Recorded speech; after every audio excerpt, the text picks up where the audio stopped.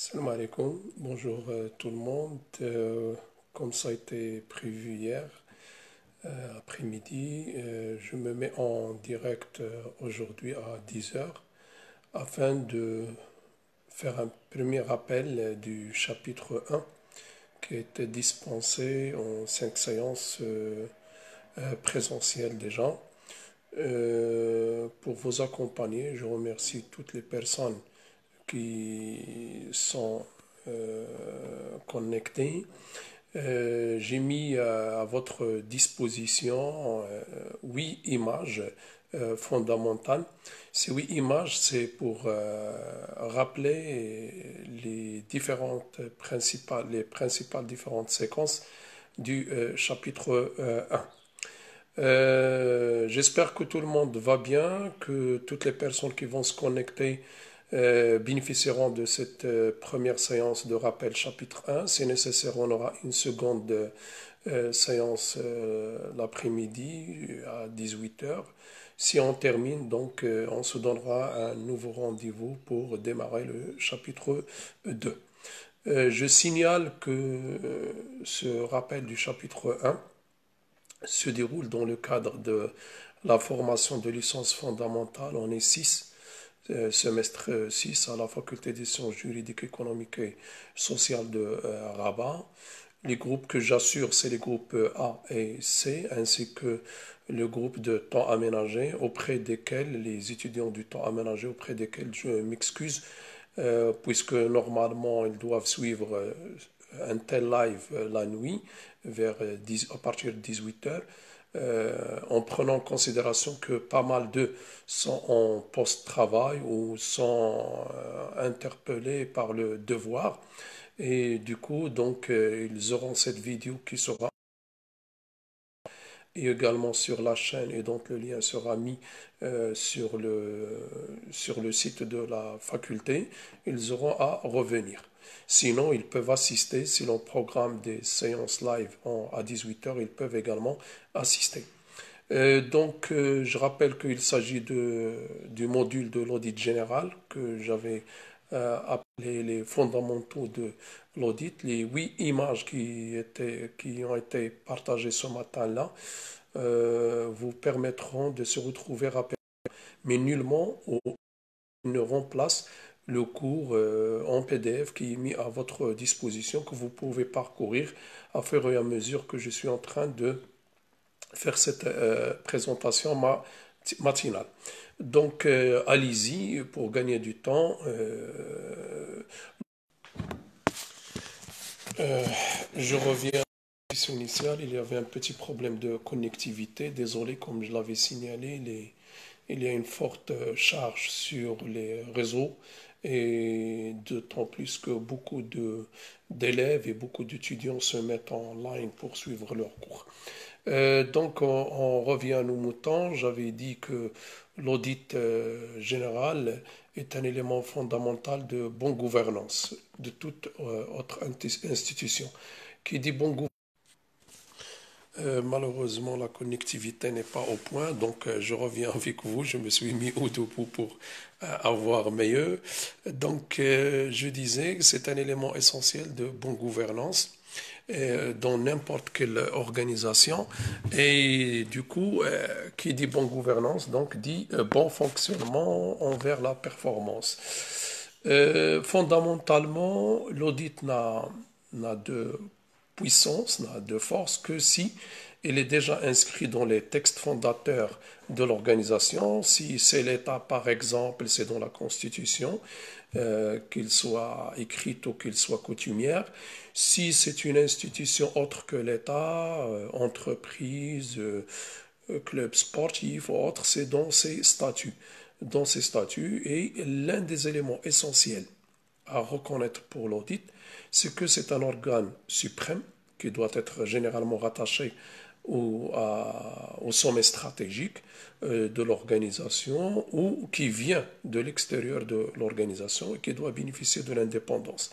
Un élément très essentiel de résultat attendu de toute opération, de toute mission d'audit, de tout organisme d'audit, c'est qu'il doit produire des rapports et ces rapports généralement sont soit sous forme d'un cachet, c'est ce qu'on appelle l'audit d'avis ou l'audit de conformité.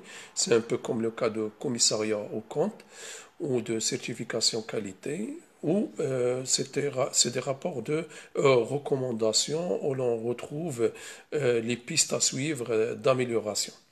Bon, trois éléments essentiels, trois objectifs sont à l'ordre du jour de ce module audit. Premier objectif, c'est qu'on va essayer à travers le chapitre 1 de connaître quels sont les éléments d'identification de ce métier-là, l'audit. Et du coup, on a besoin de le définir.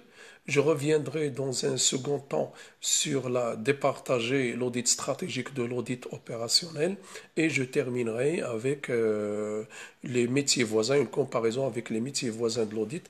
Et je signale d'emblée que deux métiers de contrôle ressemblent à l'audit en matière de démarche, en matière de modalités de fonctionnement, avec quelques différences près, mais ils ne sont pas identiques quand il s'agit de livrables, et plus particulièrement, je parle du contrôle interne et de l'inspection. Un deuxième objectif, c'est de délimiter le périmètre d'exercice de l'audit. Cela revient à délimiter les normes qu'un auditeur doit respecter, aussi bien en termes de qualification qu'en termes de fonctionnement. Et bien évidemment, lors de l'exercice d'une mission, sans doute il y aura des contraintes liées aussi bien à l'auditeur qu'au contexte dans lequel il exerce, et il faut prendre en considération ces éléments-là. Troisième et dernier objectif escompté à atteindre à travers le module de l'audit général ou les fondamentaux de l'audit, c'est de connaître les différentes phases de la démarche audit et aussi les outils qui sont utilisés. J'espère que d'ici là, les choses reviendront à leur normalité, que ce chapitre-là se déroulera en présentiel. Toutefois, afin de garder l'élan de ce que nous avons déjà commencé, à savoir l'enseignement à distance et en live, et je me mets chez vous pour ne pas vous obliger à venir vers moi dans des classrooms ou autres, je me mets sur le bleu pour se rapprocher du grand public et plus particulièrement de mes étudiants. Et donc, on y va rapidement vers la délimitation de la profession de l'audit.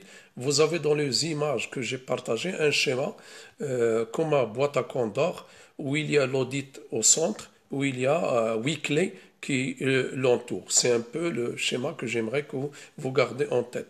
Pour construire ce schéma que j'avais fait déjà, je me suis outillé d'un modèle qui est utilisé par les auditeurs, par les managers de la qualité et bien évidemment qui était jadis utilisé par les philosophes, qui s'appelle aujourd'hui le modèle de Laswell, mais plus particulièrement pour le rapprocher de vos esprits, c'est le modèle des 6 questions fondamentales. Le quoi, le qui, le où, le quand, le comment et le pourquoi. Comme on le dit toujours, même si l'on se présente chez un médecin, un bon diagnostic mène vers les bons résultats. Et du coup, pour faire du bon audit, il faut se demander et se poser les bonnes questions. Donc, l'audit, c'est quoi? Et c'est là la définition que j'aimerais que vous reteniez. C'est un contrôle fait dans une fonction structurée par des professionnels expérimentés et compétents qui suivent une démarche d'écoute. Ça, c'est la définition la plus courte à mon sens qu'il faut retenir. Je rappelle et je reviens. L'audit, c'est qu'il soit interne ou externe, est un contrôle fait dans une fonction structurée par des professionnels compétents qui suivent une démarche d'écoute. Là, vous avez les éléments fondateurs de l'audit. Ce n'est pas un contrôle qui est récent, c'est un contrôle très ancien qui se faisait à l'ère grecque au compte de l'empereur dans le domaine financier et qui a évolué. Il se faisait bien évidemment par les agents de l'État, par les clercs et autres. Par la suite, dans le XXe siècle, il a été structuré pour devenir une fonction bien structurée, aussi bien en interne, au service de la direction générale pour qu'il aille vers la performance, et bien évidemment aussi bien à l'extérieur comme on va le voir afin toujours d'améliorer ou de certifier ou de donner un avis sur certaines activités. C'est une profession organisée qui est faite par des professionnels, surtout quand il s'agit du domaine comptable et du domaine financier, et tout le monde suit une démarche d'écoute. L'élément central pour un auditeur, comme nous, les êtres humains, nous avons deux oreilles, une seule bouche. Si je suis en train de parler, c'est par mission d'être un professeur, mais le plus important chez un auditeur, c'est d'investiguer, de se poser les questions essentielles et d'écouter davantage. On passe de cette définition pour aller vers les différentes clés, mais auparavant, j'aimerais signaler que dans certains contextes tels qu'en France ou au Canada, il y en a des, je dirais pas des synonymes, mais de compléments au concept audit. En France, nous avons la révision quand il s'agit du commissariat au compte, et au Canada, il y a le mot vérification. Je parle du Canada-Québec qui utilise en parlant de l'audit du mot vérification, et donc l'auditeur ne serait autre que vérificateur. En passant de ceci, deux sortants. Pourquoi on exerce l'audit? On exerce l'audit pour deux raisons centrales. La première, c'est l'audit de conformité. Donner un avis. Donner un avis. Un avis, certifier les comptes, c'est de mettre un cachet sur les comptes d'une organisation pour dire que ces comptes sont conformes à la législation en vigueur ou aux textes qui régissent ces comptes-là.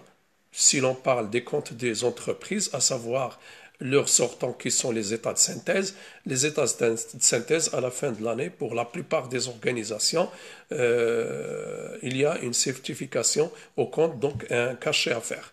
Si vous demandez, par exemple, vous voulez apparaître avec une norme qualité, ce qui est certifiante, et là j'élimine l'ISO 26000 qui n'est pas une norme certifiante, je fais allusion ici à l'ISO 9001, à l'ISO 14001, à l'ISO 22000, et chacune des ISO organise un domaine particulier de la qualité. L'ISO 9001, il organise le domaine de l'organisation et du management. La 14001, par exemple, il organise le domaine de l'environnement. La 22000, il est dédié à l'alimentaire. La 18001 au HSAS, par exemple, au domaine d'hygiène, santé, sécurité au travail, et j'en passe sur d'autres normes qui régissent le domaine de l'énergie, la sécurité informatique et autres. On parle de certification. S'il s'agit de filières d'enseignement ou de reconnaissance d'établissements d'enseignement, on parle d'accréditation. Si on parle d'audit de pays ou de banque, on parle de notation. Si on parle de l'audit des hôtels ou de restaurants, on parle de classification. Donc, première piste, c'est de donner un avis, et donc on appelle ça l'audit de conformité. Deuxième piste, vous êtes peut-être en bonne santé, je parle d'une organisation bien sûr, ou une organisation cherche à exploiter un gisement de performance cachée, ce qu'on appelle ou d'éliminer les coûts non cachés. Il a besoin d'un audit de recommandation, et cet audit de recommandation, on l'appelle l'audit de performance. L'audit de performance. Et pour que tout ça fonctionne dans les règles de l'art, l'auditeur doit quelque part vérifier trois grands critères de qualité, de qualité. Et là, je ne suis pas en train de parler des normes ni de qualification ni de fonctionnement, mais nous sommes toujours dans la définition. Et donc, dans cette définition-là, il y a trois critères essentiels de qualité dans l'exercice du métier. La première, c'est la régularité par rapport aux règles, procédures et principes internes ou externes à l'organisation. Deuxième élément ou deuxième critère de qualification, de qualité de travail d'un auditeur, c'est sa sincérité, la sincérité de ce qu'il va produire, c'est l'image fidèle de toute façon. Et en dernier lieu, il faut veiller à ce que l'audit converge avec le triangle de l'objectif résultat et coût. Et donc, c'est ce qu'on appelle la règle des trois E. E pour économie, deuxième E pour efficacité et dernier E pour efficience. Comme je l'avais signalé, le premier E d'économie, c'est une question de pertinence. On ne peut pas se fixer des objectifs qui sont au-delà de nos capacités de mobilisation des moyens. L'efficacité, c'est que les résultats que nous avons obtenus sont conformes aux objectifs qui ont été tracés. Et en dernier lieu, la question d'efficience. La question d'efficience est une question d'adéquation et d'optimisation des moyens et des coûts par rapport aux résultats qui ont été obtenus. L'audit peut s'exercer à deux niveaux, c'est par qui il est fait. La question du par qui, elle répond surtout au niveau où se trouve l'auditeur. L'auditeur peut se trouver en interne de l'organisation, comme il peut se retrouver en externe de l'organisation.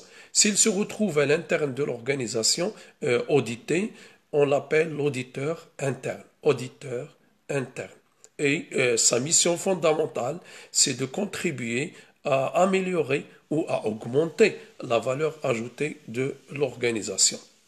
Cette fonction-là, audit interne, devient obligatoire dans certaines organisations qui prennent de la taille,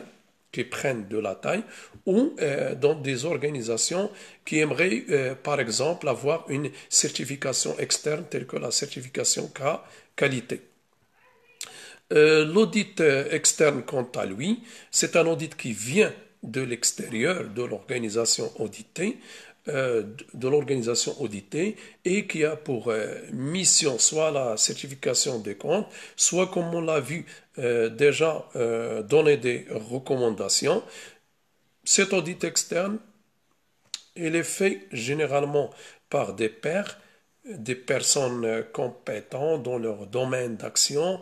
Quand je dis compétent, c'est dans le domaine des ressources humaines, vous devez être compétent dans le domaine des ressources humaines. Si dans le domaine, par exemple, des comptabilités finances, c'est la compétence dans le domaine de la comptabilité des finances, et ainsi de suite. S'il s'agit du stratégique global, et donc vous devez avoir soit la compétence, je dirais, multidisciplinaire, soit avoir une équipe multidisciplinaire. Donc quand je dis audit, j'écoute par là soit personne, soit équipe. L'audit externe, donc comme je l'avais signalé, se fait par des pairs, soit dans des comités, et j'ai dans ma tête maintenant les commissions d'investigation parlementaire, puisque le Parlement a deux rôles, le rôle législatif de législation et le rôle d'auditeur au compte de la nation, ou peut se faire par des cabinets d'experts. En signalant le mot cabinet d'experts, j'avais partagé avec vous également une image du Big Four, les quatre grands cabinets qui se partagent le gâteau des missions d'audit à l'international. Il s'agit de Deloitte, de PricewaterhouseCoopers, KPMG et Ernst & Young. Et ces quatre cabinets, chacun d'eux est spécialisé parfois dans un domaine plus que dans un autre. Certains ont au Maroc leur siège et donc Il suffit, pardon, de taper le nom du cabinet sur Google et en ajoutant Maroc pour retrouver un peu son adresse, sachant que dans le livrable que j'ai mis à votre disposition, le cours, il y en a les liens pour y aller vers ces cabinets. On y va sur auditer quoi? Généralement, pour ne pas se focaliser sur le volet financier, oublier d'autres, je dirais l'auditeur audite tout ce qui concerne le fonctionnement d'une organisation, sous-organisation, opération, projet, système, état. L'essentiel, c'est qu'il peut auditer dans différents niveaux. Ces différents niveaux, comme pour être bref, le travail de l'auditeur commence là où le travail d'un manager se termine. C'est-à-dire que le travail d'un manager, qui commence par la stratégie, en passant par la planification, l'organisation, l'activation et le contrôle, c'est ce process-là managériel se termine par des résultats. La porte d'entrée donc de l'auditeur, c'est toujours les résultats. Il va dans le sens inverse. Il va dans le sens inverse du travail d'un manager. Donc, il commence par les résultats. C'est un peu comme le médecin. Quand il vous demande, il vous questionne sur votre état, et donc il vous demande de faire des analyses, de faire des radios, et j'en passe. Vous lui apportez ces résultats. Il commence par ces résultats. Il essaie de détecter dedans des problèmes, des dysfonctionnements, des anomalies ou des risques potentiels. Il les mesure. Une fois qu'il a la mesure, il cherche les causes. Une fois qu'il a les causes, il vous fait une recommandation ou il vous donne un avis. Et comme je le signale toujours, la différence entre le conseil et la recommandation, c'est tout simplement que le conseil, vous pouvez le prendre ou pas, alors que la recommandation se met au conditionnel. Il serait souhaitable de la prendre. Ce n'est pas une obligation, mais il serait souhaitable. Au DTU, là, nous avons deux clés de réponse. Soit vous êtes à l'intérieur de la même organisation, soit vous êtes à l'intérieur de la même organisation. Et dans ce cadre-là, si nous sommes dans la même organisation, on parle d'audit stratégique quand ça concerne la stratégie, ou on parle d'un audit opérationnel quand ça concerne les fonctions, avec une petite réserve. Quand il s'agit des fonctions, par exemple ressources humaines, production, approvisionnement, logistique, comptabilité, finance, planification, ressources humaines, design, ces fonctions-là, si vous parlez de leur stratégie, n'oubliez pas, quand on parle de la stratégie, c'est que nous sommes toujours dans l'audit stratégique. Si l'audit est exercé dans différentes organisations ayant des missions différentes, s'il est exercé dans le public, on parle d'audit public. S'il est exercé par exemple dans un club sportif, on parle d'audit sportif. S'il est exercé par exemple dans une coopérative, on parle d'audit des coopératives. Comme vous l'avez constaté, l'audit, quand elle est fait dans une organisation, on lui donne des adjectifs qui sont verticaux. Quand elle est faite dans des organisations différentes et qui ont des missions différentes, on parle de l'audit à l'horizontale. De l'audit à l'horizontale. Auditer comment? Nous avons dit dans la définition avec laquelle nous avons ouvert ce chapitre, l'audit, c'est un contrôle fait par dans le cadre d'une fonction structurée par des professionnels expérimentés et compétents qui suivent une démarche auditive, d'écoute. Et donc, ils vont commencer par évaluer les process, identifier les problèmes, les dysfonctionnements, les anomalies, les risques, les mesurer, chercher les causes et bien évidemment en cherchant les causes, on peut donner des bonnes recommandations. Le chapitre 3, bien évidemment, a pour objectif de nous détailler davantage cette démarche que je viens de décliner. L'audit, qui peut le commanditer? Il peut être commandité par le sommet stratégique, disons la direction générale si vous êtes dans une entreprise. Il peut être commandité par les actionnaires, et là il faut faire une petite remarque, c'est que les actionnaires le commanditent indirectement dans certaines organisations qui ont une obligation légale de faire l'audit et de certifier par exemple les comptes. Il peut être commandité par l'État en tant que garant de la stabilité de la nation et en tant qu'un supra-agent qui dispose d'un pouvoir qui n'est pas disponible chez les autres, qui est la coercition, et qui lui a été donné dans le cadre de la Constitution. Et quand on dit l'État, on parle de la personne morale.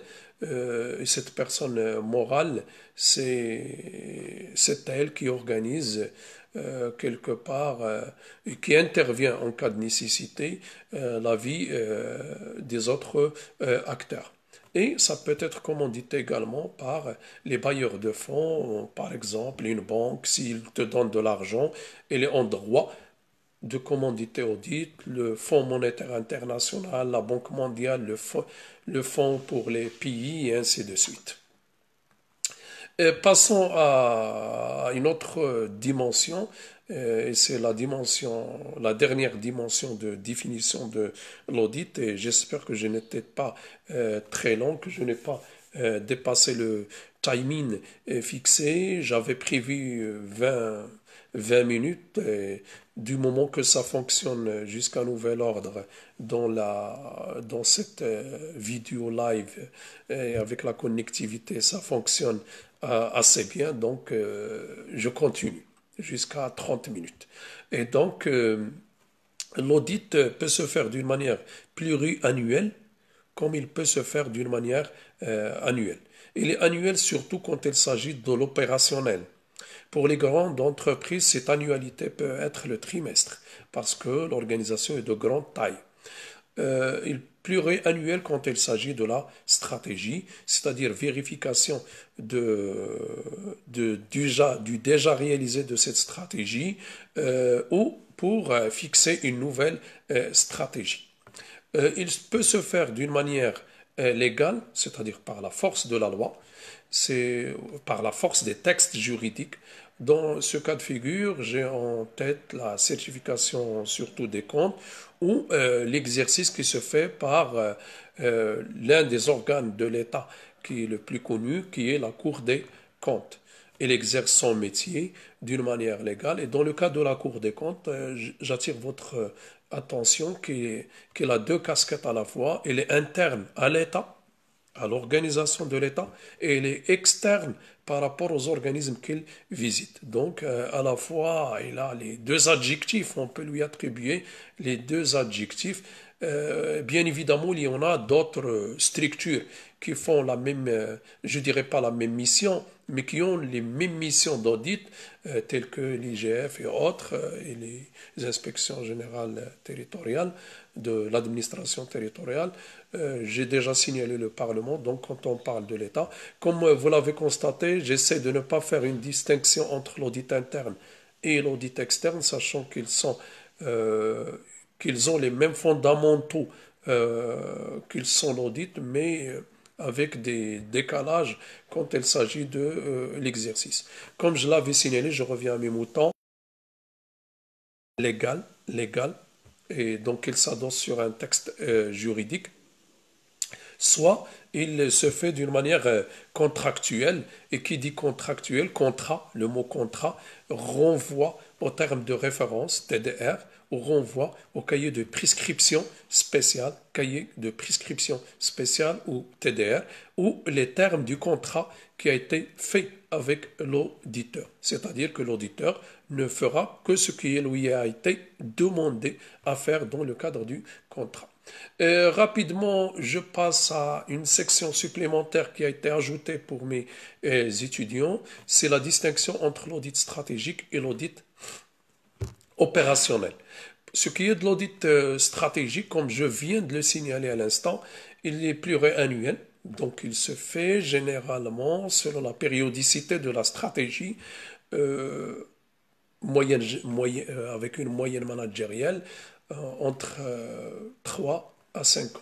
Ça n'empêche qu'il peut se faire moins de ça, dans le cadre d'une année par exemple, pour les grandes organisations. Il peut se faire plus que ça quand il s'agit de stratégies de secteurs à forte intensité capitalistique ou lourds. Je vous donne des exemples pour rapprocher cette idée. Spatiale, les autoroutes, le ferroviaire, l'hôtellerie de luxe, les sites éducatifs, le système industriel, j'en passe. Dans tous ces systèmes-là, la périodicité de l'audit stratégique se fait un peu plus lente, et donc 3 à 5 ans. Je ne reviendrai pas ni sur la démarche ni sur autre chose. Ce qui m'intéresse, c'est que vous avez une autre image qui a été partagée ce matin, mind mapping, pour votre mémorisation. Et sur son titre, il est écrit audit stratégique et la démarche.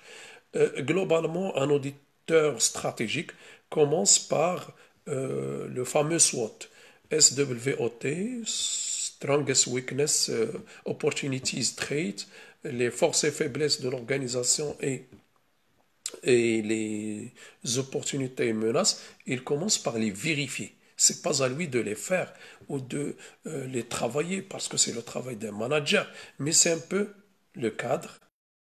Donc, en haut, vous avez les caractéristiques de l'organisation,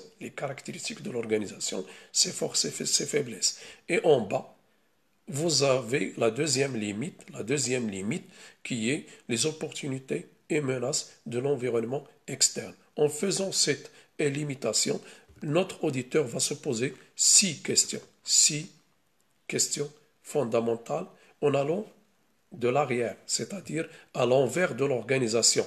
Il va des résultats pour arriver au management en haut.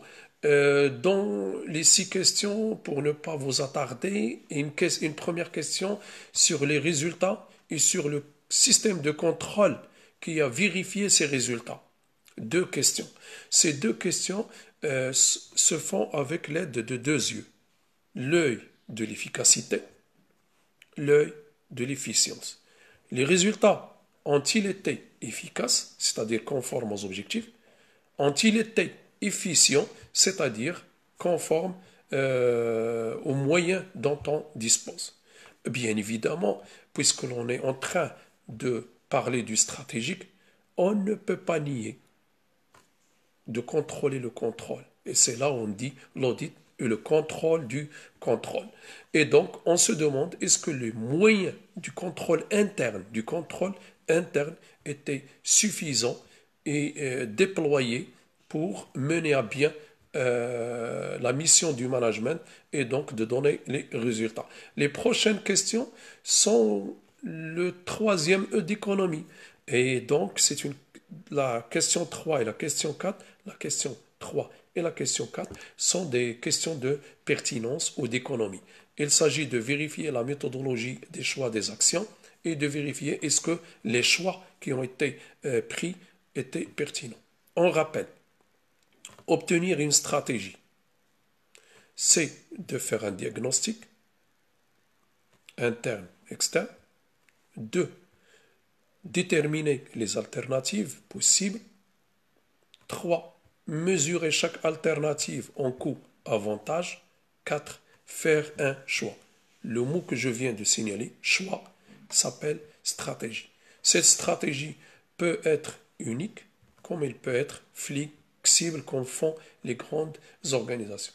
La 5e et la 6e question reviennent à se poser des questions sur les processus de l'organisation et les moyens qui ont été déployés, sans oublier de parler du leadership ou de style du management qui a été déployé.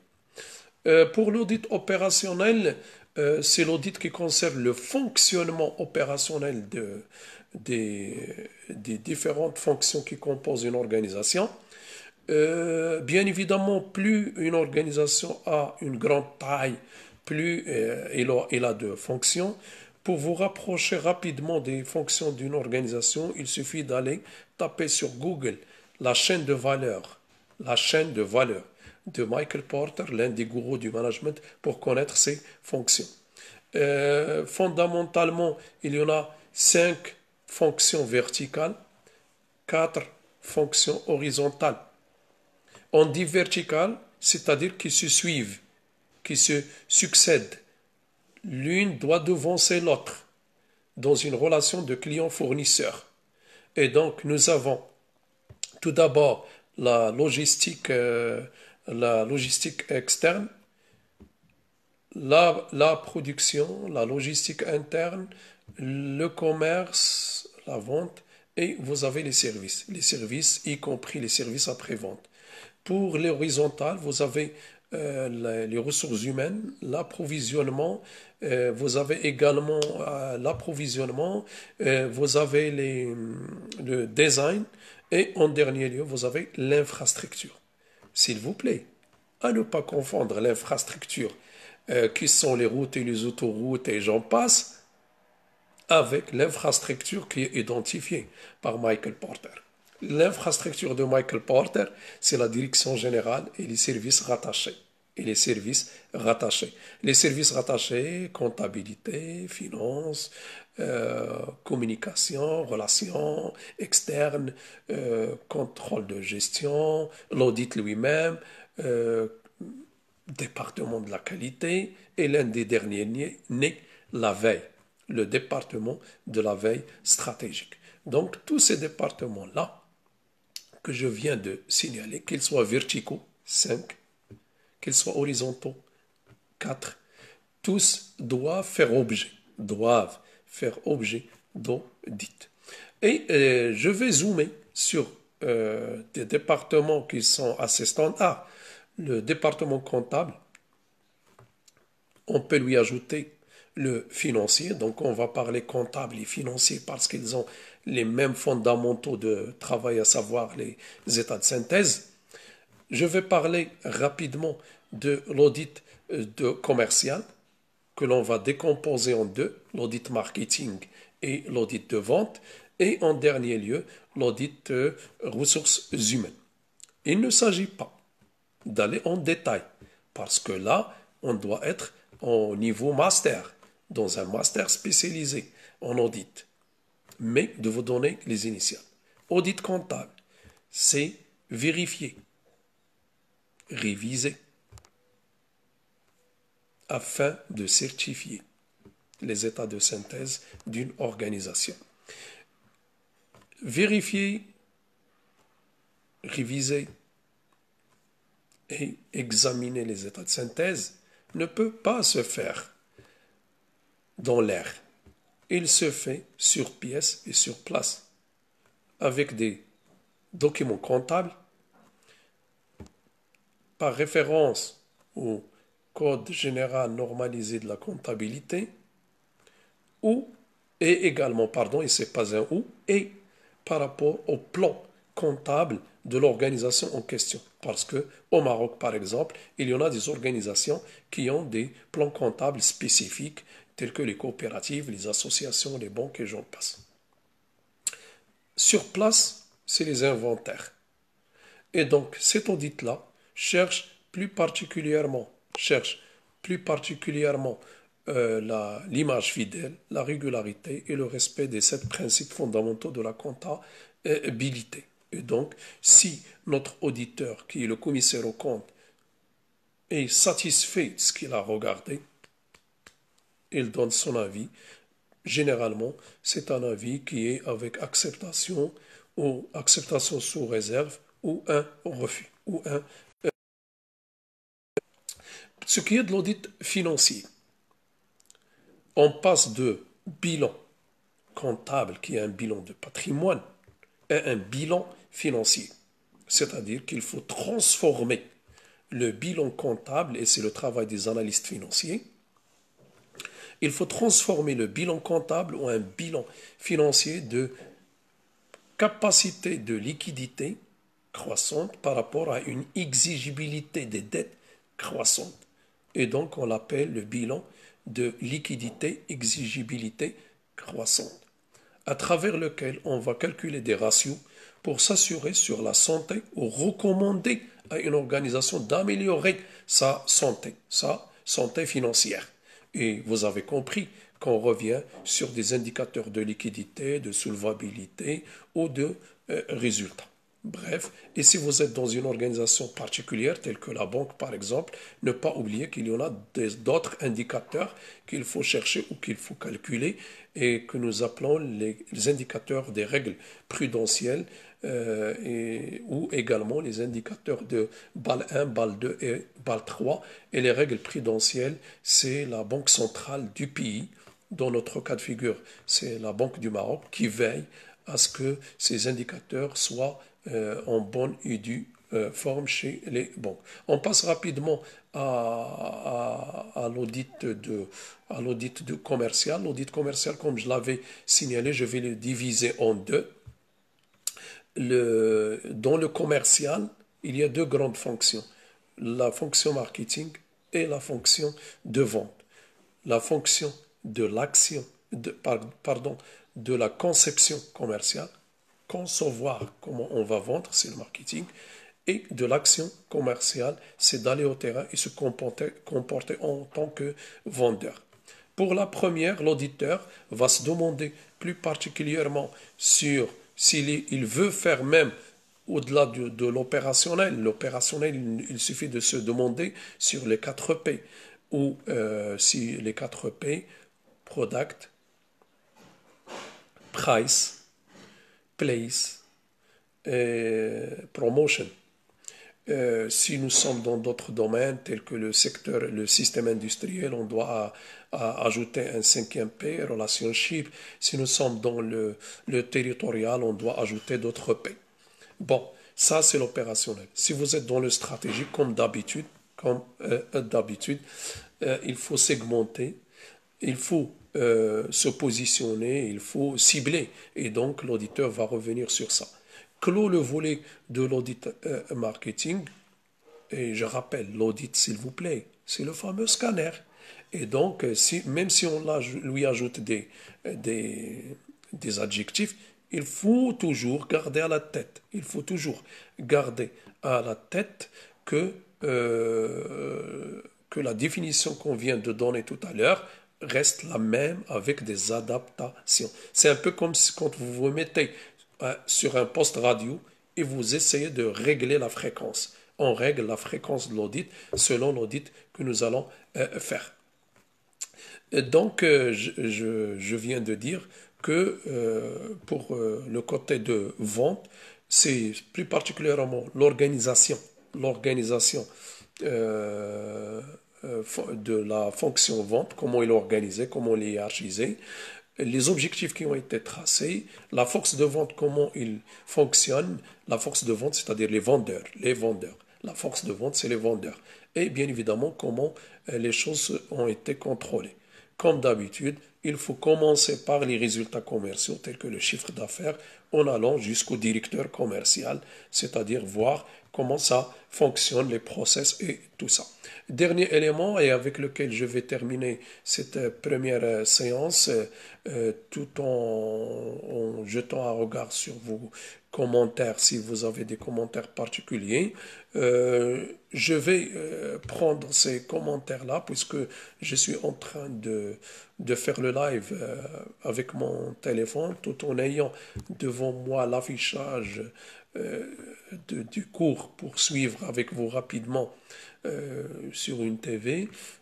Donc, je prendrai vos commentaires, vos questionnements que vous aurez l'amabilité de signaler, soit instantanément, soit en commentaire de cette vidéo même. Je vais les regarder au cours de la journée et c'est grâce à vos questions-là, qu'on peut introduire un autre live. Donc, dernier, c'est les ressources humaines. Volet ressources humaines, deux choses qui nous intéressent. L'organisation des ressources humaines et les process des ressources humaines, et là, il faut revenir au cours des ressources humaines que j'avais dispensé, qui est disponible sur la page, mais il faut un peu remonter vers octobre pour le retrouver.